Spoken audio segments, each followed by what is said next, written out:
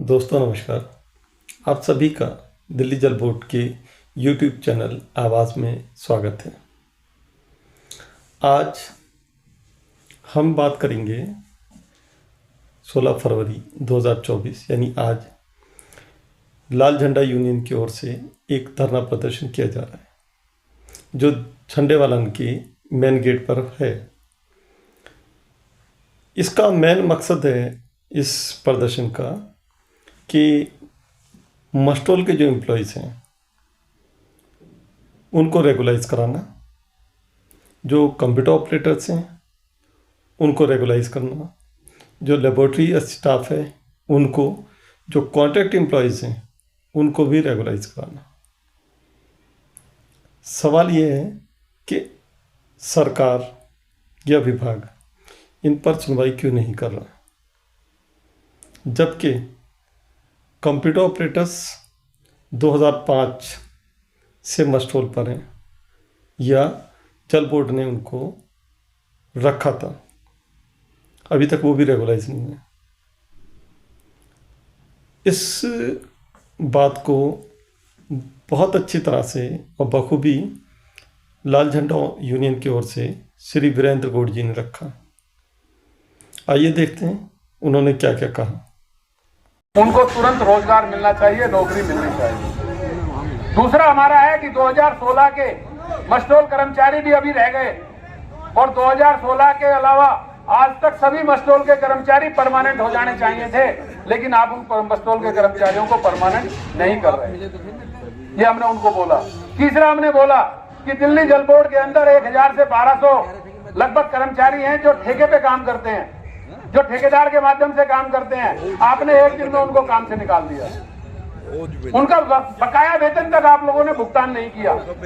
आज भी हमने उनको बोला कि आज भी दिल्ली जल बोर्ड में जो ट्यूबवेल और पंप हाउस चल रहे हैं, जो ठेकेदार के कर्मचारी चला रहे हैं, ठेका खत्म होने के बावजूद भी आपके इंजीनियर उनसे जबरदस्ती काम करवा रहे हैं और वो इस उम्मीद में काम कर रहे हैं कि यार आज नहीं तो कल मिल जाएगा, क्योंकि बेरोजगारी इतनी, क्योंकि रोजगार नहीं है उनके पास।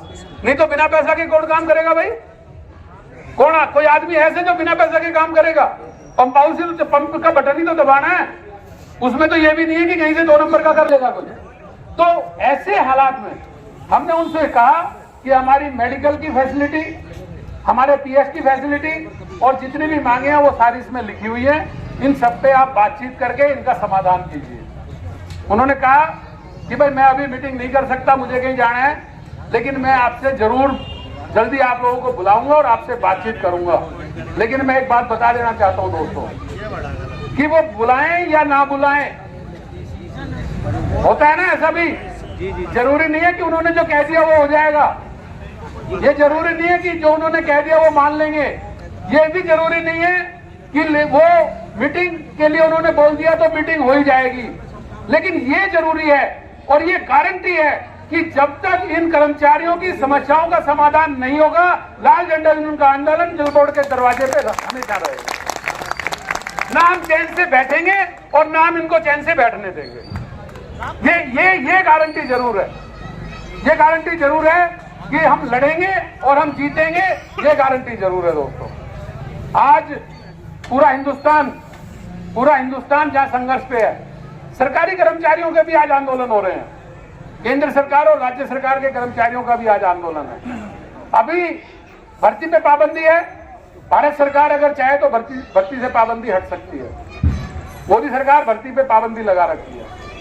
मोदी सरकार ने जो हमारी पुरानी पेंशन है, जो हमारे कर्मचारियों को मिलनी चाहिए, जो 2004 के बाद जो कर्मचारी भर्ती हुए हैं, कंपल्सरी अपॉइंटमेंट पे लगे हैं, जो परमानेंट हुए हैं, उनको पुरानी पेंशन मिलनी चाहिए। लेकिन मोदी गवर्नमेंट पुरानी पेंशन देने को तैयार नहीं है।